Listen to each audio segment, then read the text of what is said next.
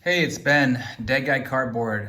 I have a truly Dead Guy Cardboard pickups to show off. If you can tell by my video, I'm going to show off my oldest card in my collection that I recently acquired, as well as one of the rarest Hall of Fame vintage rookie cards you can get. So I'll start off with the oldest card in my collection. This card is from 1887. It's the N184 W.S. Kimball and Company, James, also known as Tip O'Neill. And the reason I picked up this card is because I'm considering acquiring all the players from the Triple Crown. And if you follow my videos, you can see that I'm slowly acquiring all the 500 home run club and 3,000 hit club rookie cards. And a lot of those guys happen to also have won the Triple Crown before. So I figured why not pick up some of those other guys, and Tip O'Neill being one of them. He won the Triple Crown in 1886. He was the second player to win the Triple Crown. Paul Hines was the first. And actually, Tip O'Neill and Paul Hines are the only players that have won the Triple Crown that are not in the Hall of Fame. But Tip O'Neill was actually a really good baseball player. He just only played for 10 seasons, so he didn't have the stats to get him to the Hall of Fame. But his year in 1886 was massive. I mean, he hit .435, that was his batting average, still the second highest ever. He had 14 home runs, which in 1886 is a lot, and 123 RBIs.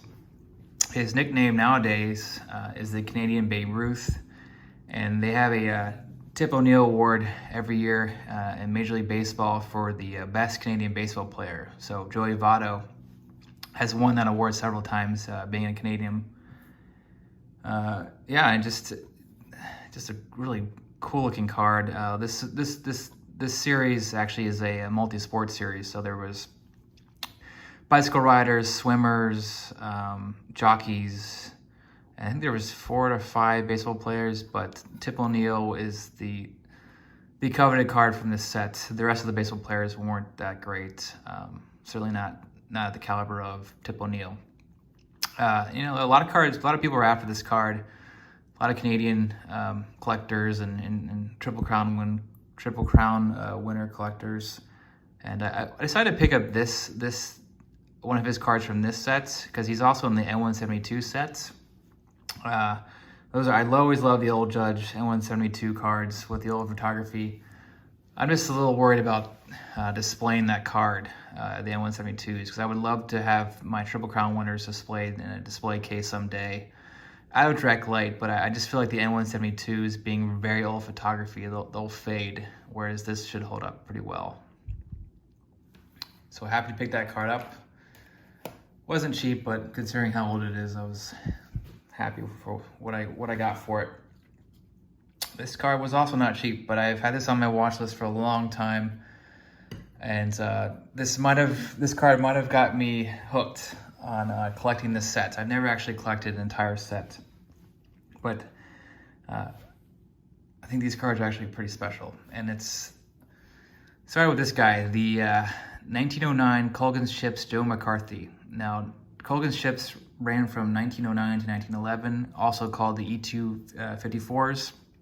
Same time period as the Tito 6 set.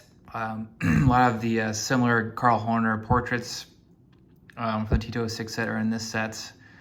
But Joe Mccarthy is not in the Tito 6 set. Now, if you don't know who Joe McCarthy is, he's actually, his full name is Joseph McCarthy, and he is the famous manager of the Yankees.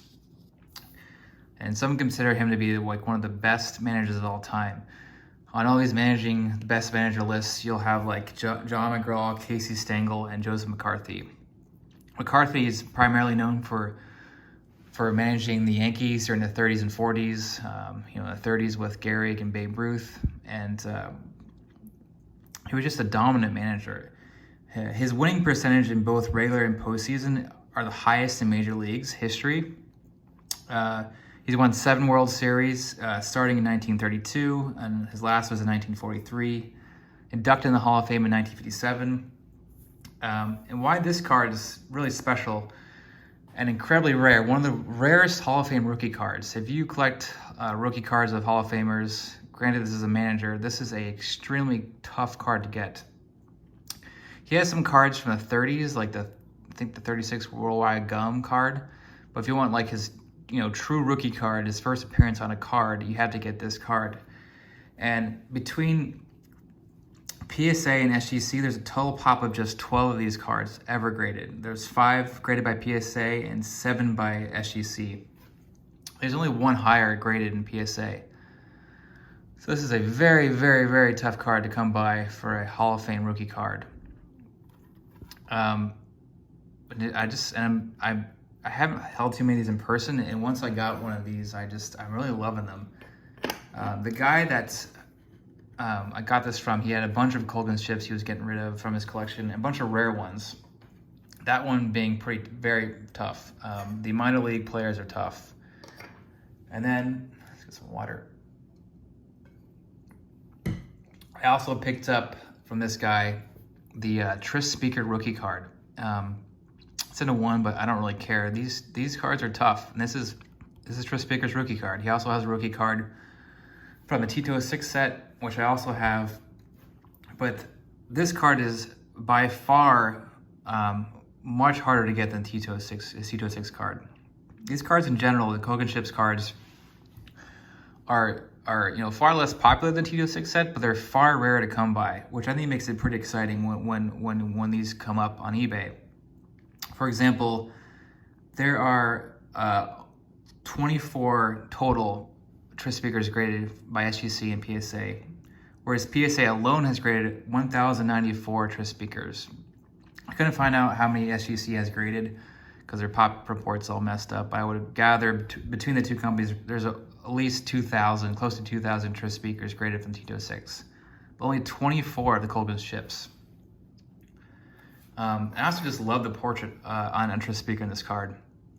He doesn't have a portrait in the Tito 6 sets, and there's just one of just 3 Hall of Fame rookie cards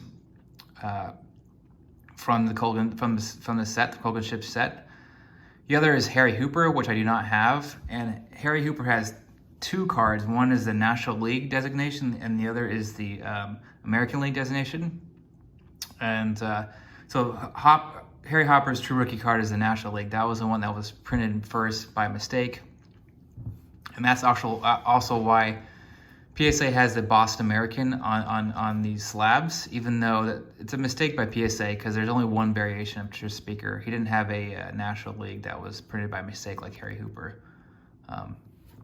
But I'm loving just the photography on these cards, the size of these cards. I always thought these cards were much smaller when I saw these, scans, and even when I would just quickly walk by a table that had them at card shows. But they are bigger than quarters. Like this is a quarter, for example.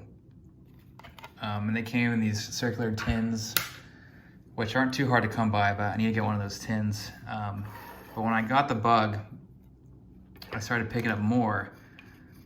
There's a little over 300 of these cards in the set, these chips. That includes all the variations, and some of the variations are very tough. And actually, the more expensive cards are not necessarily the Hall of Famers. Ty Cobb is in the sets, as well as Honus Wagner, and those cards do go for good money, but they printed a lot of Cobbs and Honus Wagners, quote unquote a lot. So in general, Colgan chips are rare, but they're not, Honus Wagner and Ty Cobb are not that hard to come by compared to some other Hall of Famers like Elmer Flick, who is just a lower tier Tito 6 player. But in this set, the Elmer Flick Cleveland, the Elmer Flick Toledo, especially the Toledo variation, is quite rare and quite expensive. I missed out on one it was a raw Elmer Flick Toledo variation that had a crease in it, and I got outbid because it sold for $600+. But I think that's what's fun about the set is getting to know it. There's so many different variations that I don't know. I'm still learning every day about the sets. I highly recommend you check out Stars the Diamond. I'll put his YouTube channel below, but he knows so much about the set, very knowledgeable about the variations.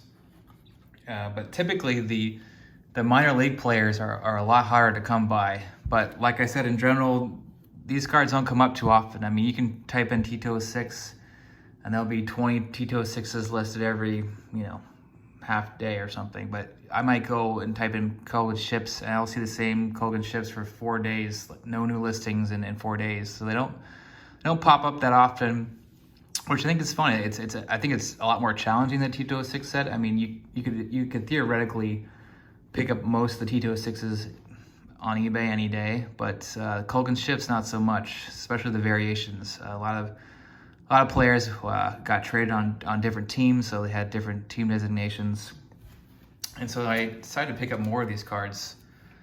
The Natras Montreal, McKinley Toronto, Willett Detroit. I don't think any of these guys are actually featured in the T206. I'm sure. I know these guys aren't. I don't know if Willett was. I don't think he was. Jones was in the T206 set. And then here's one that I took out just to show you what these are like. So it's a very thin card, but because they're circular, they tend to hold up pretty well because there's no corners. But yeah, this could be something that I go down the rabbit hole and collect. Certainly cheaper to collect than T206 set, but there's certainly some expensive cards out there. Like, for example, there's a very tough player that played in Richmond that goes for $400 as an absolute beater. Yeah, I think I would highly recommend picking up a couple of these Colgan ship cards and see for yourself. When you get them in person, they're just, I don't know, like I felt kind of that same tingle that I felt when I picked up my first T206 card. Yeah, I do wish that PSA sometimes doesn't always encapsulate these centered. Like, I might get this recapsulated because it's bothering me.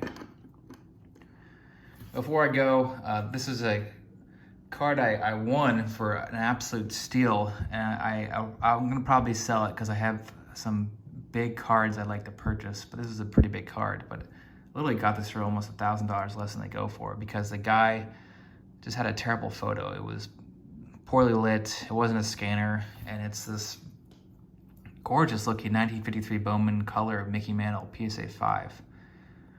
Really great centering, some round corners, probably pretty generous 5, and this is graded a while ago, but overall just a good looking card. And this is actually the first Mantle I've ever owned.